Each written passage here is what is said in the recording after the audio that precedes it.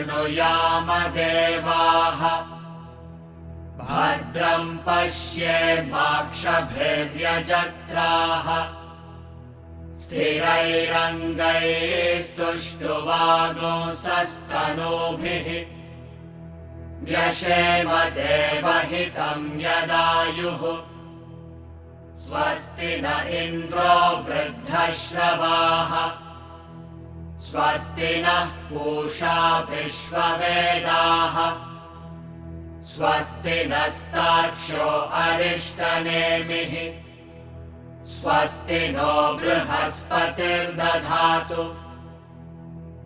ॐ शान्ति शान्ति शान्तिः।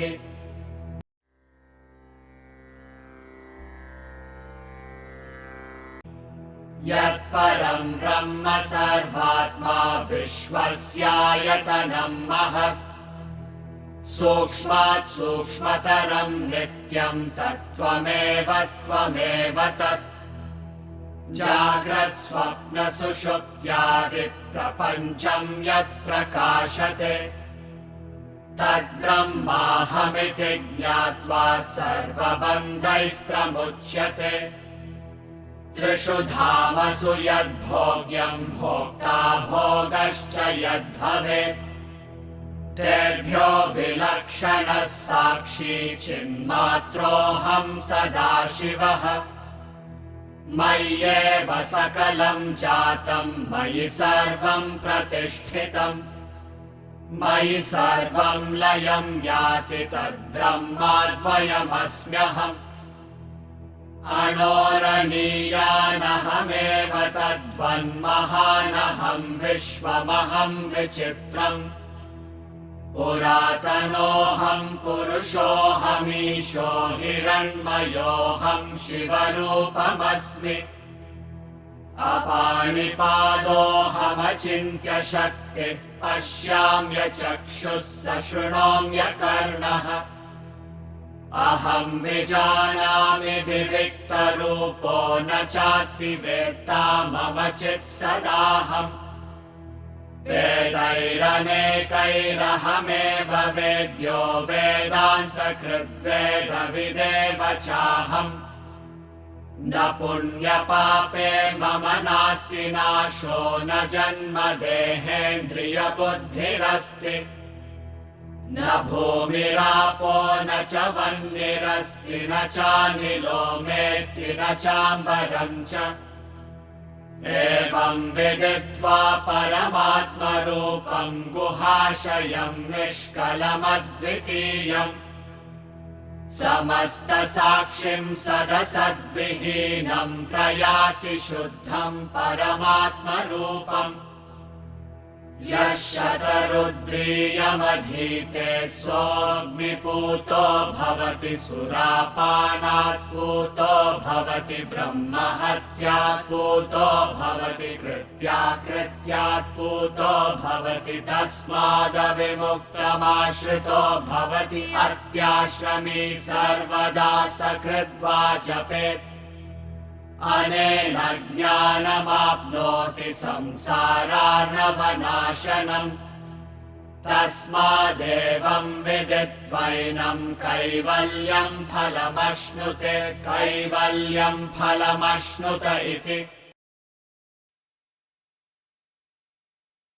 I am with no hand and foot of inconceivable power. I see with no eye, I hear with no ear, I know well. I am of pure form and I am ever consciousness. None knows me. As I said, a similar mantra comes in Bhagavad Gita also. The words are different but the spirit is the same. I think Sarvendriya Gunabhasam Sarvendriya Vivarjitam Asaktam Sarvabhrachaiva Nirgunam Gunabhoktracha. Similar phrases of contradictions are found there. I am there everywhere, he says, and I am extremely detached, yet I enjoy all the gunas, like that it is said in the Bhagavad Gita. Here he says, I am without any hand or legs, yet I exhibit inconceivable power. And last class we concluded on what that inconceivable power is. Inconceivable power is infinite actually. Infinite is what is inconceivable. So that infinite, even within us, if we are able to see at any point of time, it is functioning. It is just that we are not able to recognize it. On the contrary, we believe ourselves to be finite. So it is that power which is infinite. It is the same power which is manifesting everywhere. Now this infinite power, usually the power is expressed through the limbs, which is through the hand and feet, but he says, I have no hand or feet. What does it mean? It means that Brahman does not have any organs of action, but the organs of action gain vitality because of the power of Brahman. That's all it means. Hands and feet particularly represent all movements also. Hands represent the movement within a place, and legs represent the movement from place to place. So this covers the entire movement of the universe. We see in all the beings also, animals and humans move from place to place. Plants move within a place. So the entire movement is covered by this term that it is of hand and feet. But he says, I don't have any hand or feet. That means the organs of action are not for Brahman. But all the hands and feet that are functioning everywhere, the entire movement that is happening in the universe, that movement is not possible without that power. So that power which is seated there, making everything get animated and move around in this fast fashion, that power is called as Brahman. That power is Achintya Shakti, he says. Achintya Shakti means inconceivable power. It is infinite power. Then he says, Pashyami achakshuhu sashrunomi akarnaha. Like organs of action, next is the organs of perception. I am seeing, but I don't have any eyes. I am hearing, but I don't have any ears. The same parallel thought we saw in Kena Upanishad in a different way. He says, I am the eye of the eye. That is the starting of Kena Upanishad. I am the ear of the ear. That means what? I am the actual subject that is inside, seeing through the instrument of eye, hearing through the instrument of ear. But per se, if you ask, does Brahman have eye or ear? No, it doesn't have. So what is it that is the actual subject that is seeing through you? Through the eyes, through the ears. These are also again indriyas. The outer equipment that we have is called as the golaya, which is the fleshy organ. But the power for this comes from the mind. Mind means the sense center, the sense organ. The sense organ is actually in the subtle body. But that sense organ also does not act by itself. You can only see something when you are conscious of that perception. So what is behind all experiences is the same consciousness.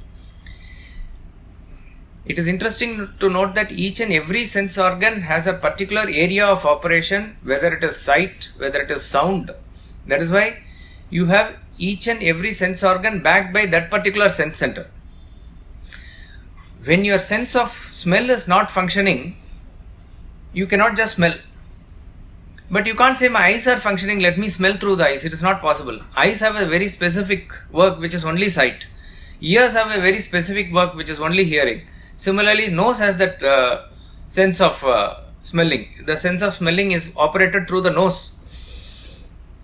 All these sense centers are different, but the very pure consciousness to which every sense center is finally yoked, it is the same pure consciousness. So in other words, there are no 5 different subjects operating through the 5 different sense organs, or a different subject who is operating through the mind or the intellect. It is that same consciousness within us which is exhibiting itself through these sense organs. So who is seeing actually? If you trace back and go and you say that finally I see, that I is the actual subject in you, which is the experiencer, which is the knower. So it is correct when he says Pashyami, I am seeing, but I don't have eyes. Brahman doesn't have eyes. Consciousness doesn't have eyes. Achakshuhu, without eyes I am seeing. Shrunomi, I am hearing. I hear, but I don't have any ear. So it's a very fabulous construction to understand that it is the subject in each and every being. Whoever is seeing, whatever is seeing, they are seeing. It is the same subject which is behind all the perceptions. So Pashyami Achakshuhu, Shrunomi Akarnaha. Yes. We say he is the experiencer, that Brahman is the experiencer. But we also have a verse which says, I am apart from the experiencer, the experienced, or the experience. So that is just on a different level probably. See, the mantra that probably you are referring to is Tebhyo Vilakshana Sakshi. Yes. It says, mantra 18 says, whatever in the three states is object of enjoyment, enjoyer and the enjoyment. Distinct from them, I am witness. Tebhyo Vilakshana Sakshi. That's what you are referring to. You are right. See, when we say the real experiencer in you, the real knower in you, the real seer in you is the self. But when you say I see, what are you referring to as I? What are you referring? Me as Rajita, As the body. As the individual. So therefore, as far as we are concerned, we identify ourselves with this individual. So the moment this individual comes, there are these threefold things that comes. This is the subject, object and the relationship, which is called as the experience. But even as that is going on, he says, Tebhyo Vilakshana Sakshi. I am different from all these things. I am just watching it. Like that it is. In fact, this is clarified in a very beautiful metaphor in the Mundaka Upanishad. He says, there are two birds sitting in the same tree. One bird is eating the fruits and lamenting. The other bird is just simply watching. It's a very, very beautiful metaphor. What is the tree? Bird. Body. Your body is the tree. In that body there are two trees. Sayuja Sakaya, he says, both are of same nature. Both are of nature of consciousness. He is talking about the individual consciousness and the supreme consciousness. For practical purposes, we say Jivatma and Paramatma. It is a Jivatma which is doing all the actions. Therefore, it is eating all the fruits. Because it is getting all the fruits, it is eating all the fruits. When the fruits are okay, it's happy. When the fruits are sour, it is unhappy. So, it is lamenting. The other bird simply watches this. So in that sense, if you understand, the real seer is that only. The moment you go to that real seer state, it is all other experiences are the experience, everything is lost. So it is a very uniform, homogeneous mass of consciousness only there. So it is from that standpoint he is saying this mantra here. So, when we talk about these chakshu, eyes and ears and other things, at the time when these subtle bodies and all are described, then at time we say that there is a particular devata for each organ of working. Now, how does this devata fit in here? No, devata doesn't fit in here because this mantra doesn't talk about that. That we dealt when we did in Tattva Bodha. What it means is each and every organ of perception, which is the indriya, has a universal power connected to it. That's about all. So, and that particular power, which is the Ati Devata of that particular organ, is the, in other words, that Devata's power is also limited. It is able to, so whoever is the Adi Devata of I. So if you are able to say that sun is the Devata of I, what it means, that it is taken as the universal I. Okay. Now, whatever you are seeing in this universe, it is not possible without the power of the sun. And whoever is, so there is a power of sight that is associated with all the individuals. That particular power, as I said, each and Indriya has that particular power. That particular power is not operating by itself. It is operated by somebody who is the power behind it. That power is designated as a particular Devata. Now this Devata is not different from Brahman, but in Vedantic parlance it is taken as a Anga of Brahman.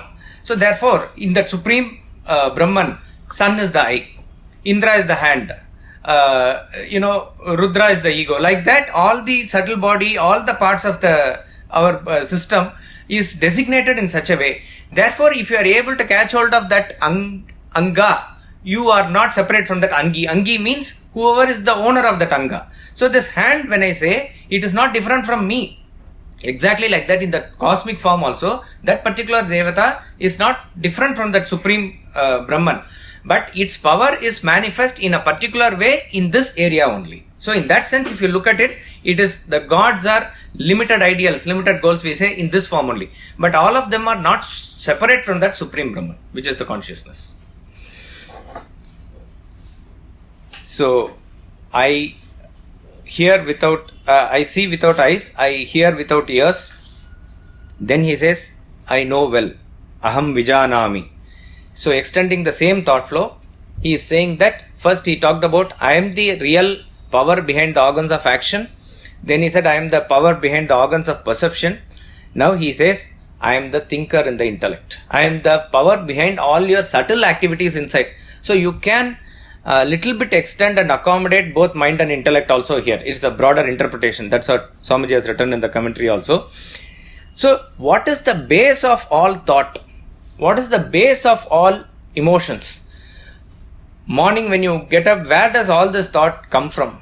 Where does it all go into? There seems to be some source into which it is going and coming and going and coming. That is the Supreme Consciousness. Now when he says, I know well, aham vijanami, each and every one of us, when we go through the experience, it is getting registered in our system. That is what we recall later and call it as memory. How does this get registered? It is a consciousness that is aware of whatever is happening there. So, in other words, if there was not, even in practical terms, if you are not aware or conscious of any particular thing, if you are not, suppose in sleep you hit somebody and you did not know it, okay, that time your conditioned consciousness was not functioning, so you did not know. But what is interesting is after you get up from the sleep also you say, I know that I was sleeping, I knew I was sleeping. You know it. So there is something which is awake, which is registering all the experiences that you go through. Okay. Therefore, it is correct for that entity to say that I know well. I know well means whoever is conscious of whatever experience in the past, present and future, here and everywhere. Any organism, even a worm is conscious of its environment in the gutter. A chicken is conscious of its experiences. A blue whale or a lion or a giraffe or elephant or a bird, everything is experiencing whatever it is experiencing. What is backing all that experience? What is that knowledge that they are transacting? It is backed by the same consciousness.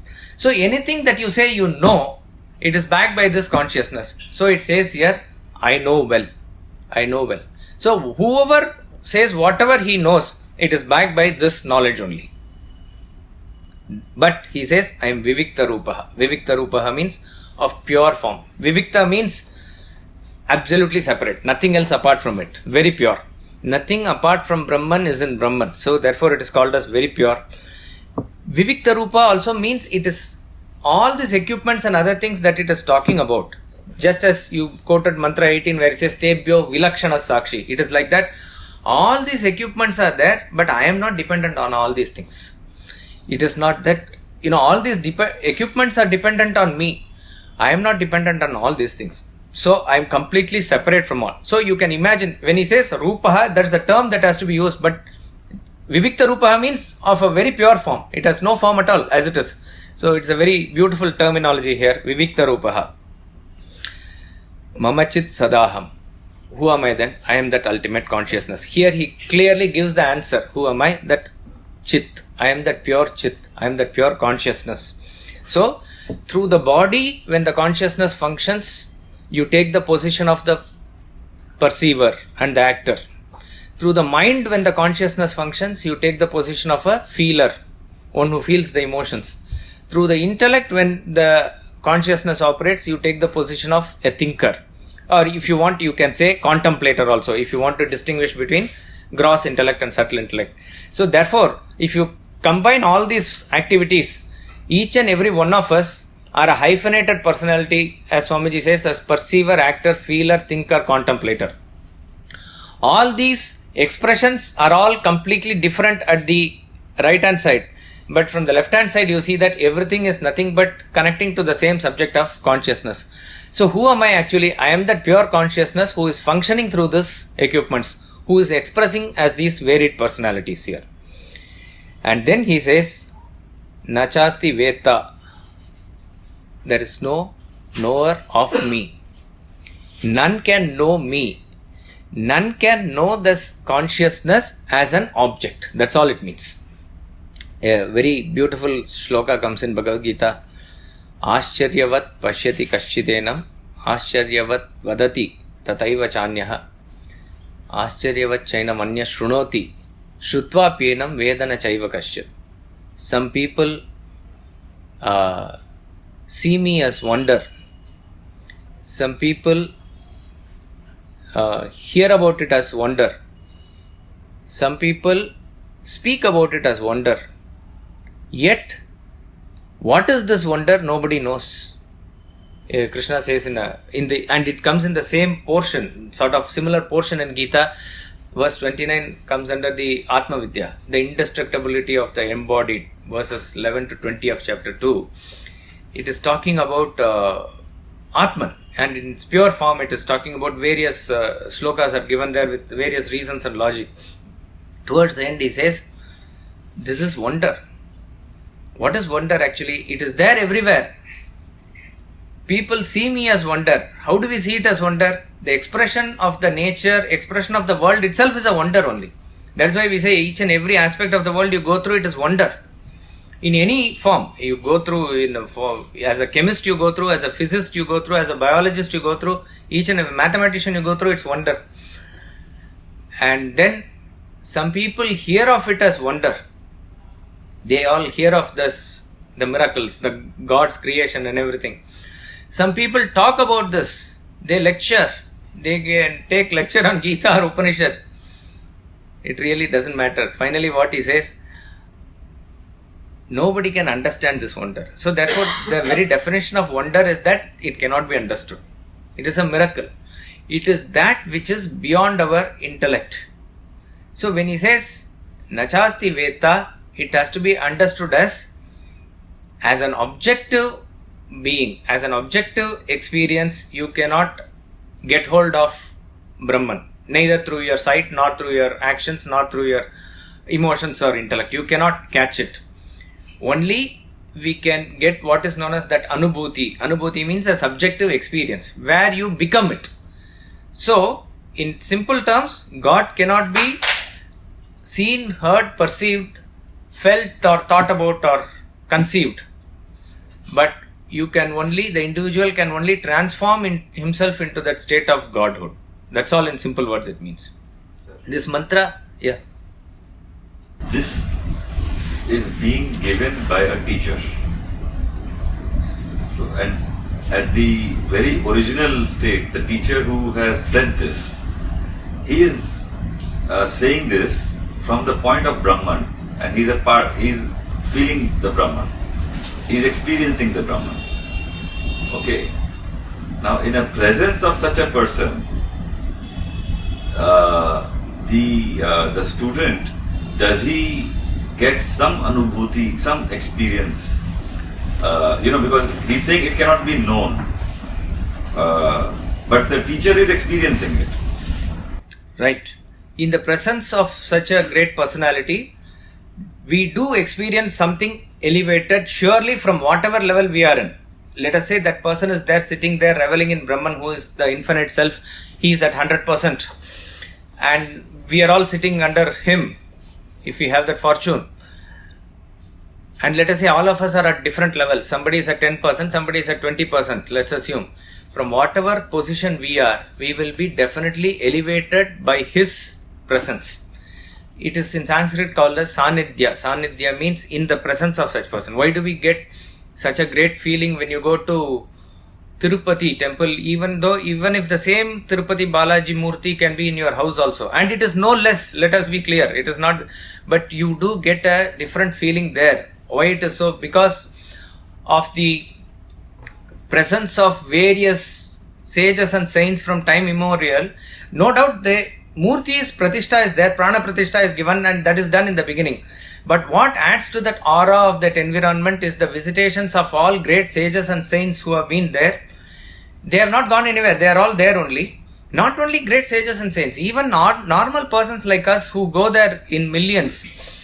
When we go there, are our thoughts not elevated? is our level of operation not a little different there? So this is what is getting retained in that atmosphere. Or put it this way, closer you go to that atmosphere, greater is the effect in that sense. So it works like that only. So therefore when you go there, you have a different feeling. When you are amidst the area like Bada Bazaar or something, it's a different feeling, where constantly if the thought is generally in samsar, in business, in shops and this and that, you will not get a very elevated feeling there. Like that it is. But it is also correct that this statement is made by, and who is the Guru in this Kaivalya Upanishad? Lord Brahma himself who is speaking. So as I said in this last few mantras, more than any explanation and understanding from intellectual angle, it has to be just felt and experienced. So it is true that the student definitely gets elevated as the master is explaining, and here he is talking from his own experience of the self. It does lift the student up to a great level.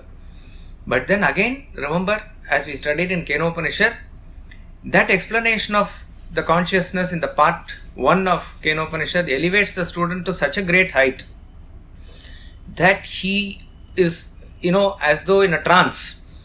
But the master quickly says that what you are experiencing is something unique, but it's not the ultimate. Dabramevapi nunam, he says, you know only very little. Very little in the sense, when you compare any finite experience and infinite, it is very little. So what is to be ascertained, you have to go a long way, he says. Making sure, not discouraging the student, to make sure that he goes in the right path and experiences it himself. Don't get satisfied in the spiritual path at any level till you hit that supreme. So therefore, this contentment and all other satiated feeling we must have with reference to the world, it's a virtue. How much money we want. You put a calculation and after a while you must feel content. How much degrees you want. How much of time with friends and relationships you want. Each and everything per se, you must feel content at some point of time. But never feel content with reference to I have achieved this much of spirituality, that's enough. No. There, as Swamiji again and again nowadays he says complacency. That complacency should not set in. There must be a very urge, a strong force that must push us towards always wanting to reach there. And it can be experienced definitely in the presence of this Mahatma. That is why when people went to Ramana Maharishi, who lived only as recently as last century, probably he did not even talk or lecture until his late stages of his life. But he just kept maunam, that's all. But many people's experience who are unconnected, who are foreigners, who have no direct connection with even our way of living, everybody felt a peace. Everybody felt their questions are answered. Everybody felt a very tranquil state of mind. How is that possible? It is that self in him which radiates. So if anybody, of course not in a class like this I am saying, if anybody asks this stupid question, what is it that he is doing service to the world? A bhakta or a jnani, that he being present is the greatest service. In his presence, the whole world gets peace. In his presence, the whole society gets peace. You can run here and there, gather all the other aspects of materiality. You can gather money, you can gather relationship, everything you can get. But ultimately, when you want peace, which is what ultimately you look forward to. When you look forward to money also, we look forward to peace through money. We look forward to peace through relationship. You look forward to peace through knowledge. But all this I don't get peace means we are still absolutely not satisfied. But in his presence, if nothing else is there also, this peace we experience. What more great service can he do? I mean, that is the greatest service. Therefore, the greatest service that anybody can do is just open up yourself and realize the self. That's all it is. Swadhyaya Jnana Yajna. By self-study and reflection, when you go and attain self-realization, that person actually serves the world the most. Now, there are 3 words in English which refer to God, which are commonly used. Omniscient, Omnipotent, Omnipresent. Omniscient means all-knowing. Omnipotent means all-powerful. Omnipresent means all-pervading. Everywhere he is there. Maybe not directly, but 3 words in this mantra cover these 3 also. Vijanami, Aham Vijanami, omniscient, I know everything. omnipotent, that directly given, Achintya Shaktihi. Again, Vivikta Rupaha, you can connect it to omnipresent. Vivikta Rupaha means with no form. That means with no form means it's everywhere without any boundary as it is. This mantra is also very interesting.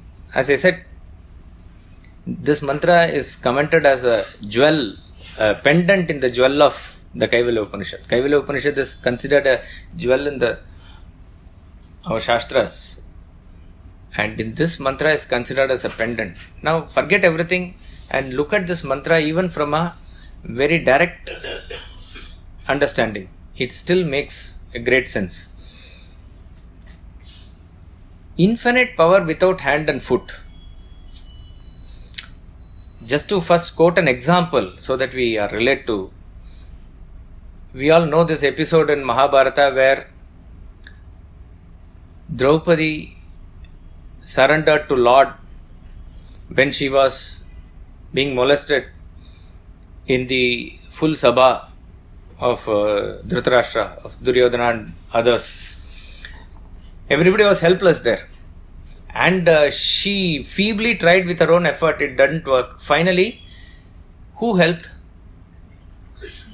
Krishna helped. That is the story and that is what we believe. It is correct also. But did Krishna actually come there physically?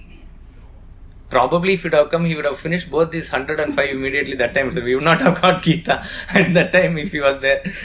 Krishna was not there physically. So there are two things that are very clear in this episode. That Draupadi's voice was heard and some hands gave that continuous sari, the dress that was continuously coming. In fact, there's a beautiful symbolism behind it, but symbolism we will not go now to because this has to be experienced as it is. The moment we get into symbolism, sometimes we miss the beauty of it as it is. And if you don't believe in it as it is, there is no point just going only with symbolism. If you understand this, relish it, have that feeling, then go to symbolism, it adds value to it. And that symbolism only Swami Ramtirtha can explain it that way. Okay, now when finally Draupadi, who could not defend herself by her own strength, when she called out to Govinda or Hari, at that time Krishna was in Dwaraka. How did he hear it? If you say it is Krishna, because this mantra also very clearly says Vivikta Rupaha. Vivikta Rupaha also we have to take into account when we take this mantra. Vivikta Rupaha means of pure form. But when you say Krishna, he has a form. He has this dark color and he has the pitambara, flute, all this peacock feather. All these things are characteristics of the form of Lord Krishna. She did call out to him only and the help came from him only. But what is the intention or attitude behind this calling is not that Krishna is Krishna with that form only. He is actually an all-pervading entity. That is the intention, that is the feeling, that is her belief, that is her Shraddha. That Shraddha could be triggered in a very extreme case, that is different. But with that Shraddha, when she called, only then this happened. So therefore, that self all-pervading entity is there everywhere and it is Achintya Shakti. It can give infinite saris. So vis-a-vis who has a finite Shakti? Dushasan had a finite Shakti. Because he fainted after a while. Who was much powerful than Draupadi. He fainted after a while. As he was pulling, she was rotating, but her rotation never stopped. Some Shakti was operating through her. And that Shakti was giving this continuous saris at that point of time. So, without hands or legs, I have this inconceivable power. It is very clearly, it can be understood. So you need not go into Avatara, Lord Krishna or something. There is some universal power. And that power has that power to do anything at that point of time. It is only that you need to invoke it like Draupadi. That is the point. How did she invoke? That is called as an absolute surrender. We talked about it in a few classes before. That when the finite merges itself into infinite, even in a temporary situation like this, in a episode like this, we see that when the individuality is no individuality, when the ego gets merged with that supreme takes over, as it were. Swami Ramtirtha says this. He says, resist not evil, just step aside and see how the supreme takes care of the evil. That's all he says. So it is actually functioning all the time, now also. And then he says, sees everything. Sees everything means what? Whatever action, wherever you do, there is somebody who is seeing it always. But you look above, is there any eyes watching? There's no eyes at all. But somebody is watching. Each and everything that is being watched. In our Puranic stories, we hear of Chitragupta. Chitragupta is the accountant of Lord Emma, who has all the ledgers of all the people. Nowhere does he commit any error. Each and every debit and credit is carefully noted there. After your lifetime is over, it is he who is going to submit the accounts, based on which Dharmaraja is Yama, he is going to see what has to be done. This is a fabulous construction, this word Chitragupta itself is. Who is Chitragupta? Chitragupta is a picturized as an accountant who takes care of all accounts. But Swami Ramtirtha says, think about this word Chitragupta. Chitra means picture. Gupta means hidden. Hidden. So there is a hidden picture. That means there is a hidden camera somewhere that is taking a flash of all the actions, not just all actions, all thoughts of each and every person. We think that nobody is seeing, but somebody is taking that picture. That picture presents itself in the right way at the right point. There's a proof. Like we have this now challans given on now only they should have done it long back, right? The traffic signals. They have a proof. The camera is capturing everything. Your car overspeed here, like that it is. So there is this. So through Chitragupta, you can say that I see everything. I don't have eyes, but I see everything. I hear without ears. Each and every one of us have experienced in our own way, and it is sure pramana in the lives of all great sages and saints. Whatever sincere prayers you say, it gets answered. He has heard it. Somebody has heard it. You yourself say, you yourself know it. If somebody has not heard it, even if you are not doing prayer or something, all the vibrations, all the noises that you make, even you don't tell others outside, somebody else is hearing. You may have one in the mind and speak something outside, others may not be able to hear it, but somebody is actually clearly hearing it.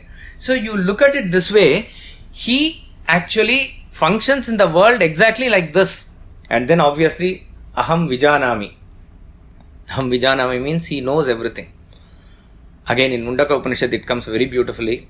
There are two words that are constantly used in Vedanta for the supreme state of Brahman, which is called as Sarvagnya and Sarvavit.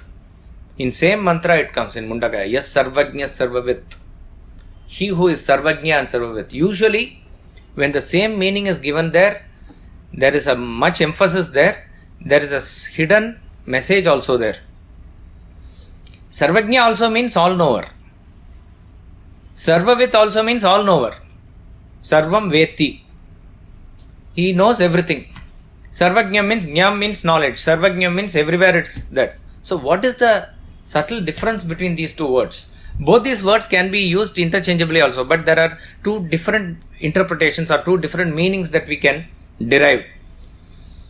When we say Sarvagnya, it means Sarvam Jnam. That means everything is consciousness. As we said just before, each and everything is just a manifestation of that supreme consciousness only. What you see as differentiation as matter here is not really matter and spirit. It is when you wake up to that reality, you understand whatever is manifest is only that pure consciousness, nothing else. Just as when you wake up from the dream, you understand that the entire dream was nothing but your own mind only, nothing else. In the dream there was both living beings and non-living beings. In dream you had a car also, and you had wife also, and you yourself also. And you had your thoughts and emotions also which you experienced. But when you wake up, all these merge into that one entity which is called as the mind. So you said that car is some dead matter. It is it has no life in it. But on the other hand, the dream wife or a child could be a living matter where it has a spirit functioning in it. And then you say, I am different, my emotions and knowledge are all different. All these experiences we had within the dream. But when you wake up, all this merged into one. Exactly the same way it is said that what we now experience here is absolutely separate, different. That's what we experience. But only when we wake up to that realization, we understand that it is all manifestation of the same consciousness.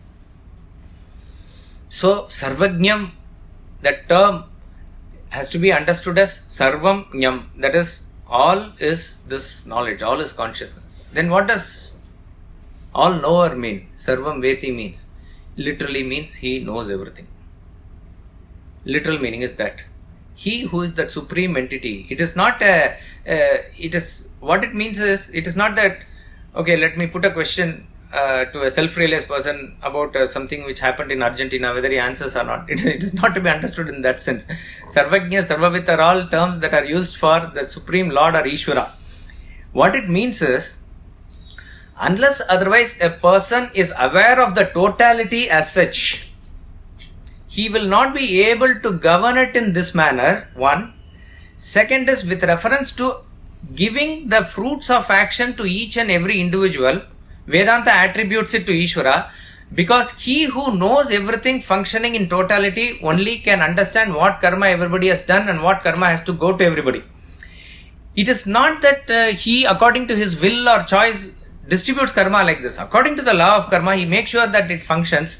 But why do we attribute it to him?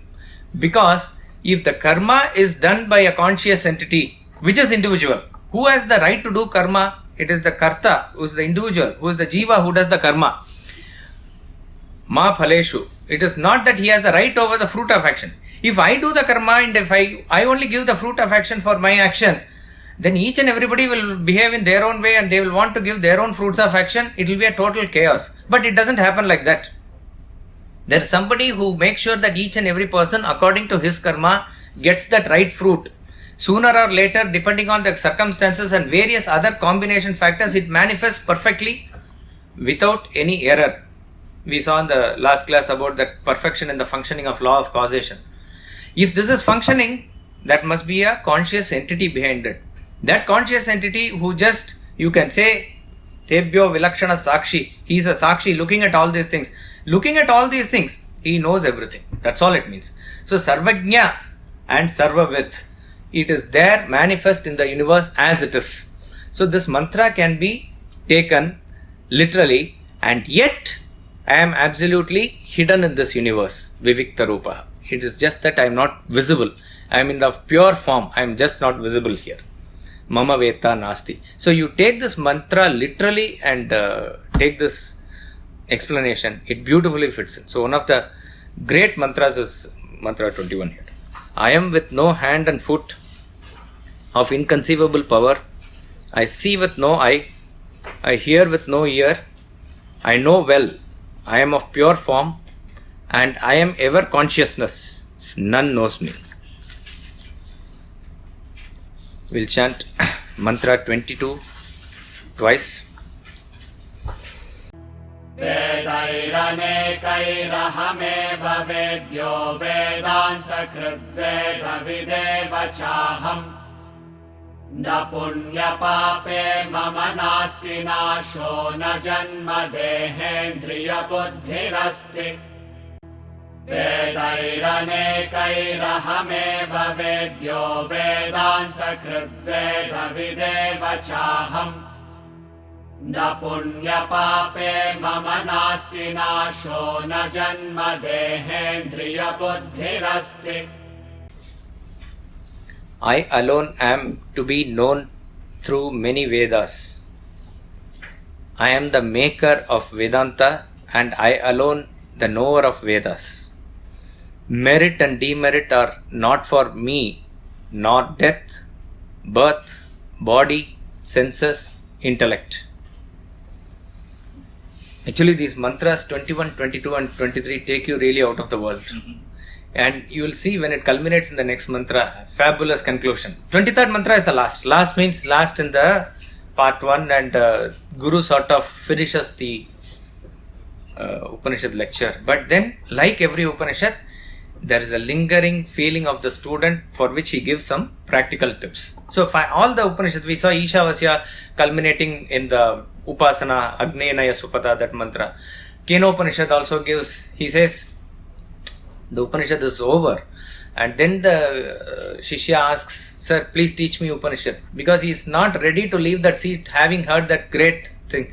So therefore he gives 2 more mantras to as a fillip for him to grow further, to move further. Like here, like that in this Upanishad also, last 2 mantras which is put in section 2, it is very practical as to what we have to do. And it caters to all of us from our level. But the culmination of the thought flow here ends in mantra 23. And 21, 22, 23 form a very great sequence of subtle thoughts. And as I said, these are to be understood, but these are to be felt also. Verbatim, this line, Vedair anaikair ahameva vedyo Vedanta krit Veda videva chaham, comes in Bhagavad Gita also. Bhagavad Gita chapter 15, mantra 15. The first line of it comes as the second line of that mantra. Sarvasya chaham hridi sannivishtaha matta smritir jnanam apohanam cha vedaischa sarvair ahameva vedyaha Vedanta krit Veda videva chaham. Only one minor difference, otherwise it's the same thing. Okay. These are again mantras which are grand expressions from the mouth of the enlightened. That's how we have to see it. I alone am to be known through many Vedas. Literally, the essence of all the Vedas is ultimately understanding the Brahman only. Vedas are supposed to be voluminous texts. Many mantras are there. And these are classified into 4 divisions. You have the mantras, then you have the brahmanas, then you have the aranyaka, and then there is the Upanishad. Upanishad forms the end portion of Vedas, that is why it is called as Vedanta. If you consider the root of a tree on which it stands, the basic structure of the tree, that is the trunk and the root, that is the mantras. They are the mantras. They are the real revelation. And the leaves represent the brahmanas, or the various actions and the rituals that are recommended to be done. Mantras are mananatrayate, they are worthy of reflection, but more importantly, the mantras have a certain way of pronunciation, chanting, and it causes the vibration. That is also a very important aspect of the Vedas. That vibration sustains the universe as it is. So therefore, maintaining the swara of the Vedas in the same form is very important. When you apply the mantras into action and do the rituals, that portion is the brahmanas, which is also a bulky portion. So there are so many leaves in the tree. But then compared to the leaves, how many are flowers? That is Aranyaka. Aranyaka is a forest text sort of, where subjective worships are taken up by those who are little more mature. So they are not fully caught up in ritualistic and other worships. Whatever is the spirit of it, they are able to function with their subjective worships. And then not all flowers turn into fruits. Fruits are very less. So fruit is the ultimate effect of the tree, isn't it? Fruit is what we pluck from the tree and eat. That fruit is the Upanishad. So what is the ultimate fruit of Vedas means Vedanta only. It is the Upanishads only. The juice, which is the essence of the fruit, is nothing but the knowledge of Brahman. So, the whole ritualistic portion of Vedas and the Adhyayana of Veda that you do, every other worship that you do, Upasana you do, and finally you do Vedanta, you study, reflect, contemplate, meditate. All this finally culminates in one purpose, which is Vedair anaikair ahameva vedyaha. It is to understand that I ought to be known through the Vedas. It is not to get PhD in Vedas or Vedanta. It is not for any other purpose. To understand that I am the only person ultimately to be known. Vedair anaikair ahameva vedyaha. Vedyaha means he who is to be known, that which is to be known. So I am that. So I am the essence in all this Vedas. Now, just maybe a little different interpretation, but the essence is the same. Veda Anekair. We all know Vedas are 4 in number, right? That 4 codification also was much later, they say. We don't get into it, but we know that Vedas are 4 in number. But Vedair Anekair. Anekair means innumerable. Many. You can say Anekair means many. So what does he talk about Anekair Vedair?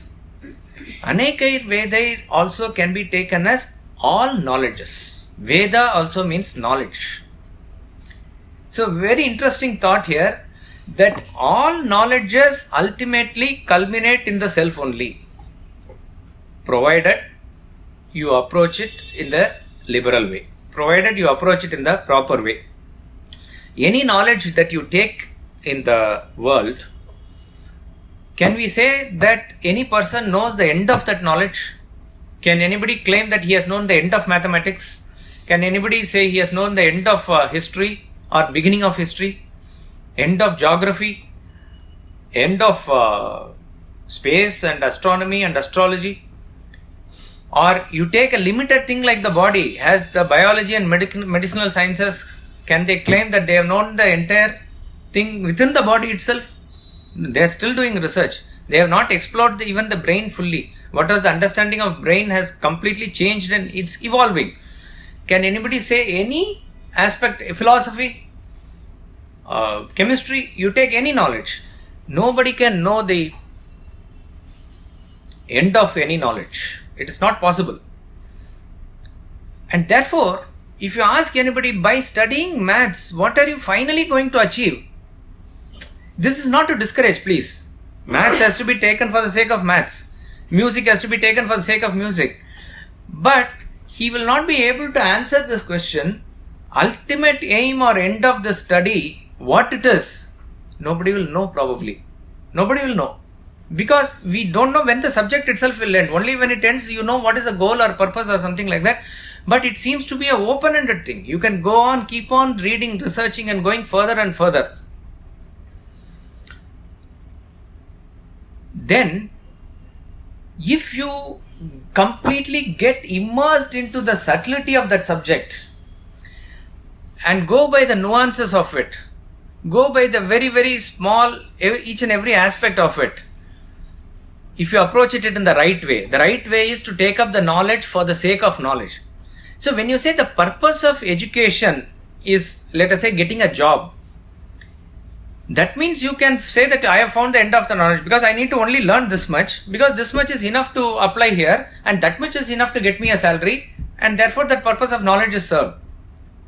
That Swamiji says, or he uses the term of Cardinal Newman as servile education.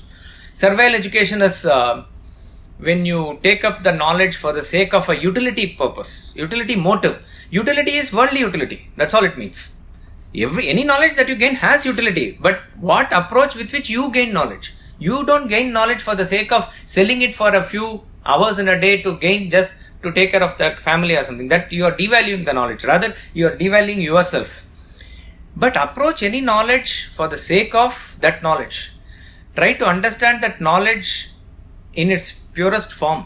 So when you get into the beauty of the knowledge, when you get into the understanding of the knowledge, when you delve deeper into that knowledge, like in an ocean, when he deeps down, he finds pearls. Like that, certain things gets revealed into you. And the more you delve deeper, more it really makes you stand aghast. So, when a person goes deep into that knowledge and he stands aghast, he gets that feeling of wow, that factor. In fact, if you say that you can say is the purpose of knowledge. The purpose of knowledge is to get that wow feeling. What is that? That is again this Ashcharya. When does this Ashcharya come? When you know at the end of the knowledge that your intellect cannot fathom the entirety of the knowledge. That there is something beyond all this. So that is why even in science, the greatest of scientists, beyond a point, they have that utter humility to say, I don't know what is beyond all these things. So any of this knowledge, when it is taken in its purest form, will ultimately only culminate in self-knowledge. Therefore, Swami Ramtirtha says, get into the spirit of self-knowledge first. Then you do all the exploration in the world, you will know exactly what message to convey. He gives the example of a barber in Punjab, where he comes from. He says the barber has limited activities, so in order to make up his time, he does other activities also of conveying the message from one village to other, something like that. So, this man says that tomorrow you have to meet my Sambandhi in the next village, and I have a message for him. You have to deliver it strictly, properly. He puts that. So he's very tensed. So tomorrow I have to start early and go early, and I have to do this job well. In that whole excitement, he doesn't even sleep properly. He wakes up very early in the morning, freshes himself up, and runs to the village, next village, to convey the message. So when he reaches that house, that person is asking, where are you coming from? I am coming from this person. What did he say? Oh, he asked me to convey the message. What is the message?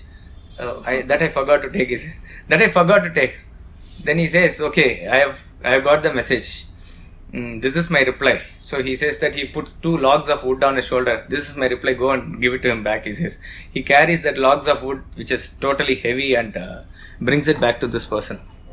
What has happened actually? He has simply wasted his entire time and energy with all excitement, with all good intention.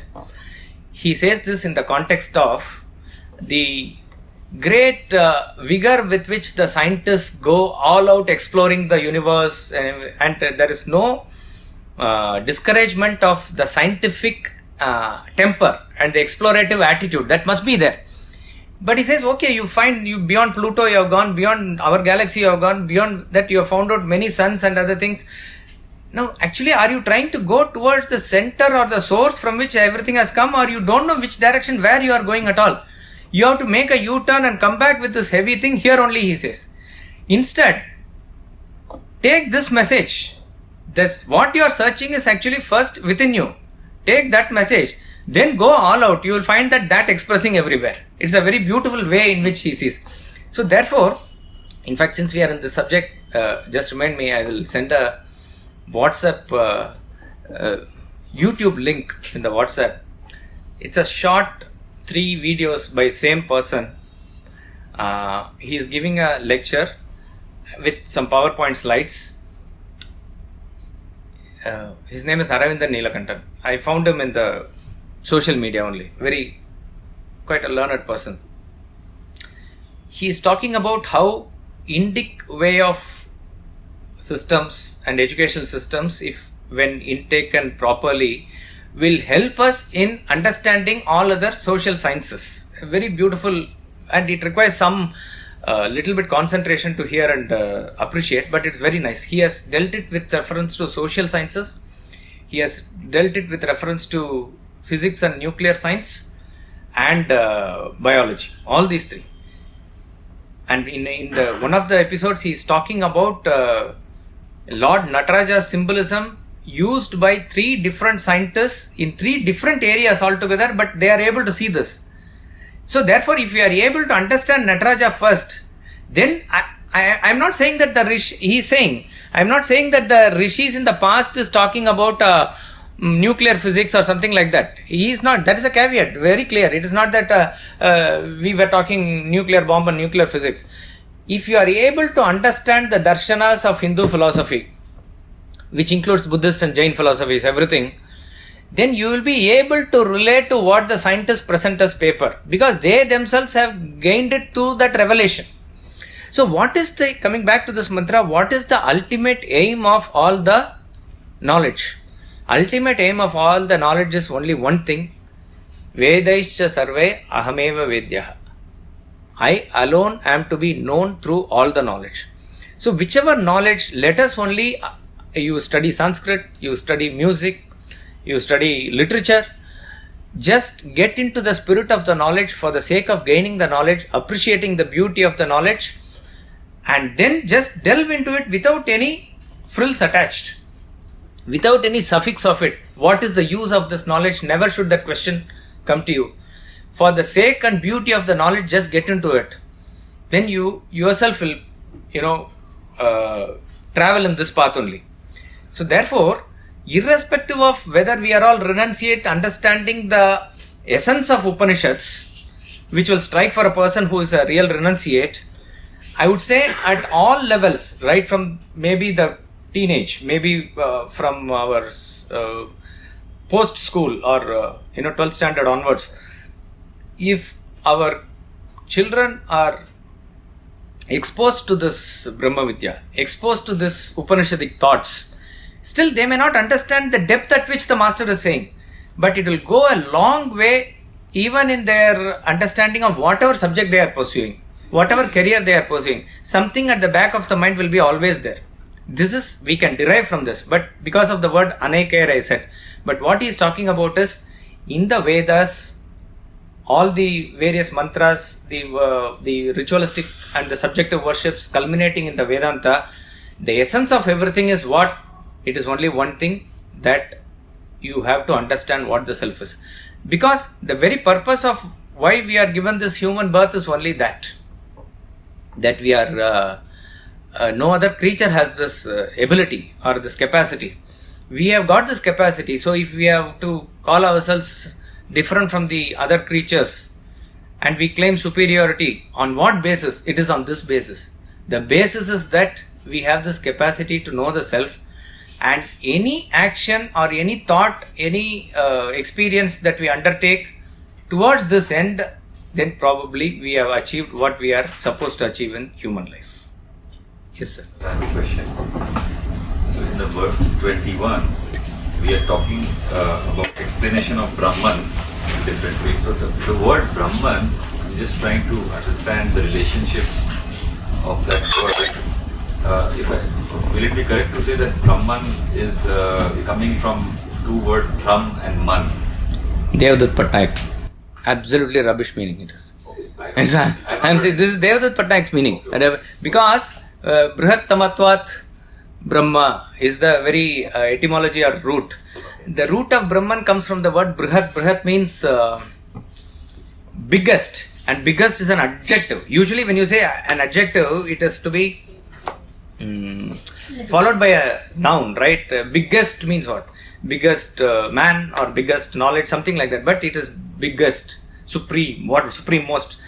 That means it is that which is the largest of the largest, transcendent of the transcendent. That is the root of the Brahman. Unfortunately, and this is what it is. See, when you take up a knowledge and you interpret it in your own way, you can say, out of your experience, you speak something, which is perfectly okay. This is what is I understand as yoga, this is what is I understand as... But you take Bhagavad Gita or something and you take up that original thing and study, it is better to follow a particular master or interpretation. You can't say, yes, interpretation is also your independence. But you can't change the very construction or root. So what Devdutt Patnaik has said, probably, because I heard it in a video, that it is Man. The actual word is, Brahman is the root word. I forgot the Sanskrit name. When it is declining or declension, when the declension is in neuter gender, it is called as Brahma with a ending. That is why we say Brahmarpanam, Brahmahavihi, Brahmagnav. I know Brahma comes. Everywhere Brahma comes. That Brahma is the neuter declension of the word Brahman, the root Brahman. Like Rama is a root. But you don't find the term Rama used in Sanskrit. They will use Ramaha. Ramaha is the word that is used. Ramaha is the masculine declension. Declension, the first person is Ramaha.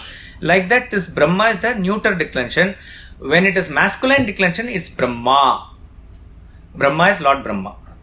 So therefore, the term Brahman is not, has got nothing to do with Man as it is. Or with Brahm for that matter. Brahm means?